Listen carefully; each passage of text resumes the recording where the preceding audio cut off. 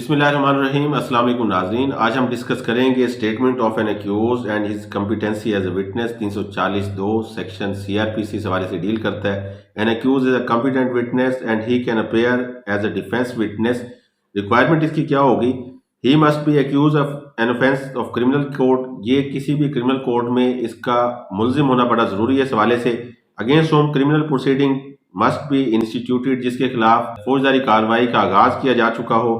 He must not plead guilty. और जब वो ये कहे कि मैं इसमें मुलविस नहीं हूँ, चार्ज से इनकार करे, तो फिर एज ए डिफेंस विटनेस वो पेश हो सकता है और उन तमाम एलिगेशंस को डिनाई कर सकता है और डिसप्रूव कर सकता है चार्ज को। अदालत जो है इन्फॉर्म करेगी that he give evidence on oath, कि वो इसको ऑन ओथ रिकॉर्ड करे। But if he does not give evidence on oath, inference can not be drawn against him. अगर वो किसी किस्म की एविडेंस ऑन ओथ नहीं देता तो एडवर्स इन्फ्रेंस जो है कोर्ट उसके खिलाफ ड्रॉन नहीं करेगी।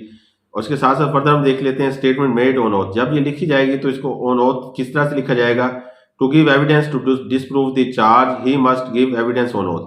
अगर वो चाहता है कि एविडेंस जो उसके खिलाफ आई है उनको डिसप्रूव करे और एक स्ट्रॉन्ग एविडेंस वो उसकी रिबर्टल में पेश कर सके, तो एज ए बेस्ट एविडेंस वो 342 के रिप्लाई में इस बात को यकीनी बनाएगा कि वो एज ए डिफेंस विटनेस अपने केस में अपेयर होना चाहता है और डिसप्रूव करना चाहता है चार्ज को।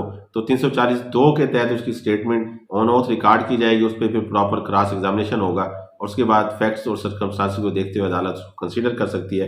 Stages of giving evidence on oath, जब वो एविडेंस देगा तो इसकी क्या स्टेजेस होंगी? Statement of accuse recorded on oath after the examination of 342। ये 342 की स्टेटमेंट के फौरन बाद इसको रिकॉर्ड किया जाएगा। After the close of prosecution evidence, जब प्रोसिक्यूशन अपनी एविडेंस को क्लोज कर देगी उसके फौरन बाद ये रिकॉर्ड की जाएगी और 340 की स्टेटमेंट की बाबत 342 के सवालों में एक सवाल किया जाएगा कि क्या आप अपने डिफेंस में एज ए विटनेस 340(2) में अपेयर होना चाहते हैं? तो फिर वो उसको यस करेगा। उसके बाद वो as a defence witness appear हो सकता है और अपनी एविडेंस ऑन ओथ लिखवा सकता है और डिसप्रूव कर सकता है चार्ज को और उसको तमाम एलिगेशन को रिबट कर सकता है। No incriminating question is allowed. इस दौरान जब भी कभी 340(2) की स्टेटमेंट होगी तो ये ऐसी तरह से होगी जैसे प्रोसिक्यूशन एविडेंस होती है, ऑन ओथ होगी, उस पर क्रॉस भी होगा, लेकिन इनक्रिमिनेटिंग क्वेश्चन इसमें अलाउड नहीं है। ताहम इसकी कुछ एक्सेप्शन है। No incriminating question is allowed, ये एक रिस्ट्रिक्शन है कि किसी किस्म की इनक्रिमिनेटिंग क्वेश्चनिंग जो है वो नहीं की जाएगी एक्यूज से। लेकिन ये कब कब किए जा सकते हैं? जब कभी चार्ज को साबित करना हो या फिर where he is trying to establish his good character. जब कभी मुल्जिम अपना बेहतरीन किरदार और अच्छा किरदार और गुड कैरेक्टर बयान करे तो फिर उसको रिबट करने के लिए ये इनक्रिमिनेटिंग क्वेश्चन भी किए जा सकते हैं और इस तरह के सवालात जो है अदालत इसको अलाउ कर सकती है।